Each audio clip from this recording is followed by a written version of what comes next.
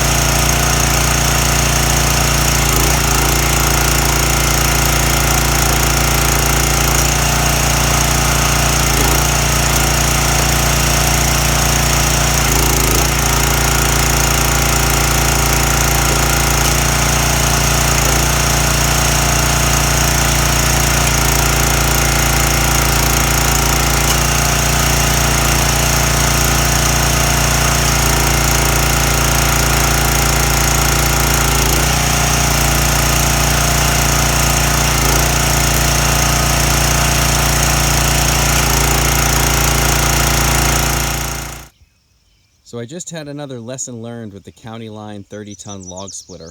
What I learned today is if you're splitting a lot, what happens is you'll end up with some shards and debris that the wedge, based on the design here, it's a flat plate, it's sliding in this track, and so any debris that falls back here gets brought back under the cylinder. And so as you keep working, it'll bring back more and more debris. And what happened to me is this got completely jammed up and packed with debris. And so there's a little bit of slack or play in the cylinder here, and it got to the point where it wasn't. And this wedge, there's gap here, was running up tight against this upper track and binding a little bit, going back and forth. And so I finally stopped to clean this out. So that's something to make sure that material doesn't build up to the point of getting packed tight in here. Otherwise, it's quite a chore to take it out. And I ended up using a hammer and a screwdriver, tapping and hitting at pieces, pulling at pieces with the claw to get all of that was packed in there out.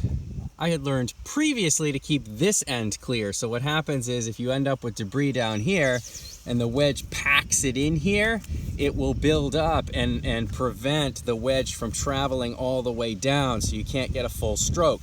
And so you got to kind of brush it out and make sure that any little stuff goes out periodically, or if it's bigger splinters, just to take them off the top.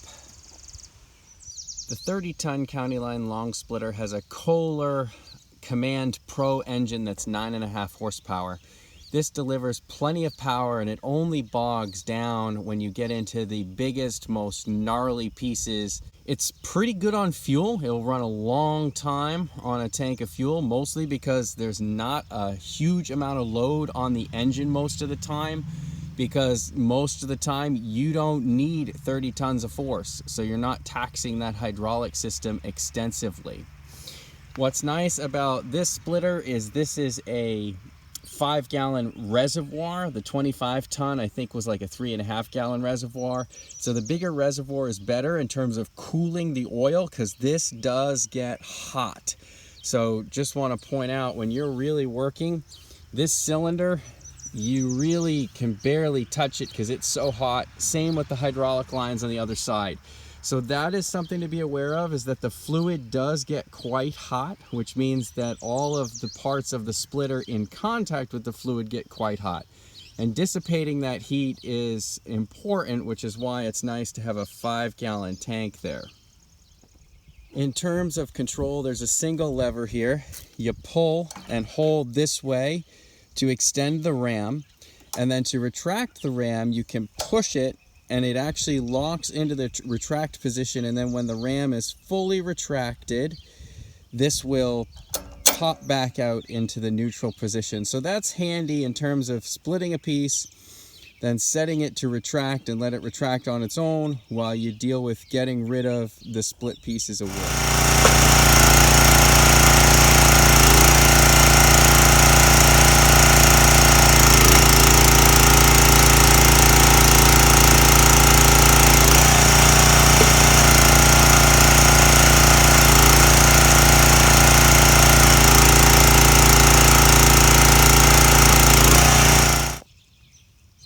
This is the hydraulic filter. It's an off-the-shelf filter that you can get at Tractor Supply.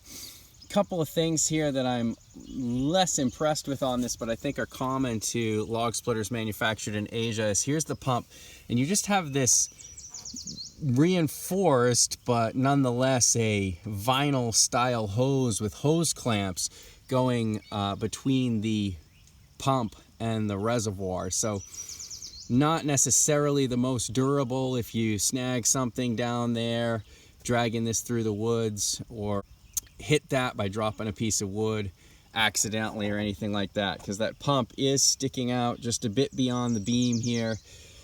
This filter is also a little bit vulnerable. It would be nice if there was a steel plate or something covering that, but again, these are built to a price point, because you could see there's where the operator's working. You drop a piece, you could potentially knock that filter right off. So when this was purchased, this side rack here, this log rack, actually came with the 30-ton splitter. For the 25-ton and other models, otherwise it is an accessory that you can purchase, and it's just very simple to bolt it on the side. This I find super handy for a number of reasons. You can either, with smaller logs that you want to split, stack them up there to just then split them in half, roll them onto the deck, split it, toss your pieces away. Or if you're doing a large piece, you can split off half, set it here rather than having to get it down on the ground, and then you can work with the other half, split it up into pieces, and then grab that without having to go back to picking it up off the ground. So this is a really nice addition, and if you are going to get one of these splitters, I recommend it.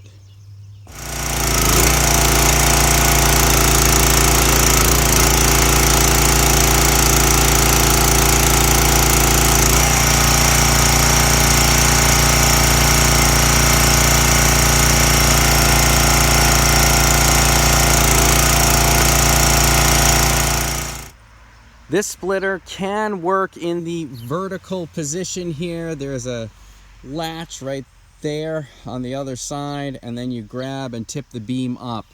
The big downside to making the conversion to vertical is that the beam is quite heavy. So this is not the easiest to configure into this position. Same thing going back down. It'll tend to come a little quick, but then it will hit that latch that you see just beyond the engine, and that will lock it in place.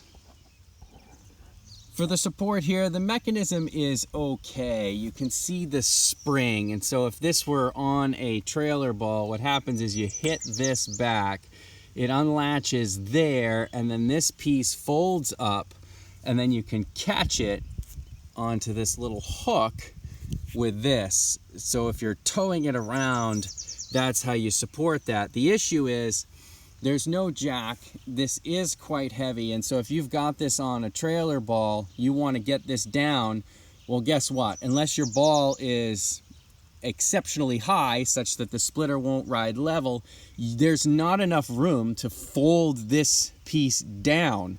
So essentially, you're stuck with kind of lifting up and trying to struggle to flip that down unless your ball is really high. So I've learned just use a really high up ball, and then you can flip that down while it's still on the ball. So then when you lift it off, because again, no tongue jack here, you can then set it on this stand. And again, that's one downside. It is a little heavy. So adding a trailer tongue jack to this would be really helpful if you're not as young, able, and strong. It also could be good just for control.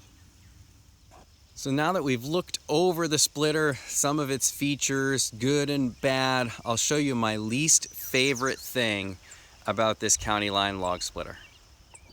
My least favorite aspect of this log splitter is the engine mount, access for checking and changing the oil, and just this overall setup. So just to show you this engine mount here, there's just this plate, and it's welded onto the tank and goes under, welded there. Otherwise, this is just a piece of steel cantilevered out here holding this engine. And again, this is a 9.5 horsepower engine.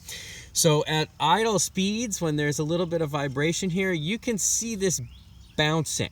So not great. It is eventually probably going to crack those valves due to fatigue.